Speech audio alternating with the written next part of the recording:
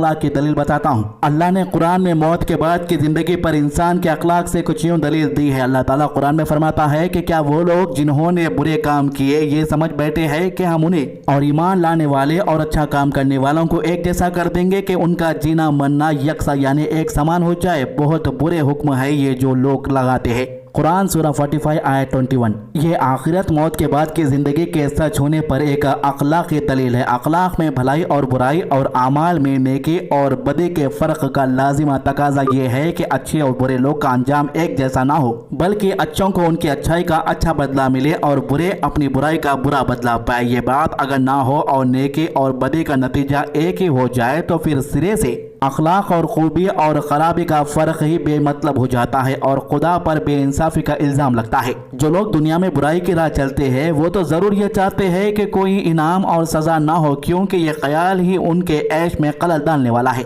लेकिन सारे जहानों के रब की हिकमत और उनके इंसाफ से ये बात बिल्कुल परे है कि वो अच्छे और बुरे दोनों से एक जैसा मामला करे और कुछ ना देखे कि नेक ईमान वाले ने दुनिया में किस तरह ज़िंदगी गुजारी और खुदा को ना मानने वाले और उसका नाफरमान यहाँ क्या गुल खिलाता रहा है। एग्जाम्पल, एक शख्स उम्र भर अपने ऊपर अखलाक की पाबंदियां लगाता रहा, हक वालों का हक अदा करता रहा, नाजायज फायदों और लज्जतों से अपने आप को महरूम किया रहा और हक और सच्चाई की खातिर तरह तरह के नुकसान बर्दाश्त करता रहा। और दूसरा शख्स, फॉर एग्जाम्पल, दूसरे शख्स ने अपनी ख्वाहिशों हर मुमकिन तरीके से पूरी की, ना खुदा का हक पहचाना और ना बंदों के हक मानने से बाज आया। जिस तरह से भी अपने लिए फायदे और मजे समेट सकता था समेट चला गया।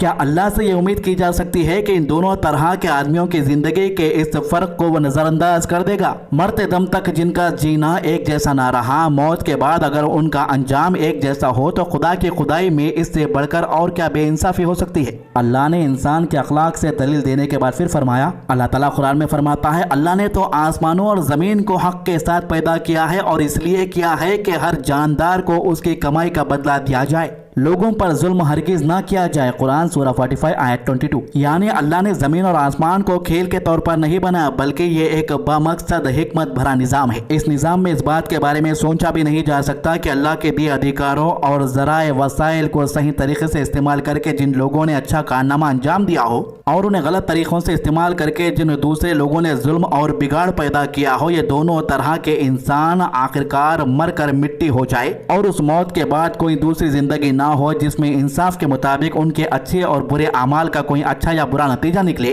अगर ऐसा हो तो कायनात एक कलंदरे का खिलौना होगा, ना कि एक हिकमत वालों का बनाया हुआ बामकसद निज़ाम। अल्लाह का ये कहना है कि लोगों पर जुल्म हरगिज ना किया जाएगा का साफ मतलब ये है कि अगर नेक इंसानों को उनकी नेकी का इनाम ना मिले और जालिमों को उनके जुल्म की सजा ना दी जाए और मजलूमों को उनकी की गई फरियाद ना सुनी जाए तो ये जुल्म होगा। खुदा की खुदाई में ऐसा जुल्म हरगिज नहीं हो सकता। इसी तरह खुदा के यहाँ जुल्म की ये दूसरी सूरत भी कभी ज़ाहिर नहीं हो सकती कि किसी नेक इंसान को उसके हक से कम इनाम दिया जाए या किसी बुरे इंसान को उसके हक से ज्यादा सजा दे दी जाए। समझदारों के लिए बहुत कुछ इस वीडियो में हमने समझा दिया है। अगर आप गुनाह करते करते थक गए हैं तो कोई बात नहीं, सच्चे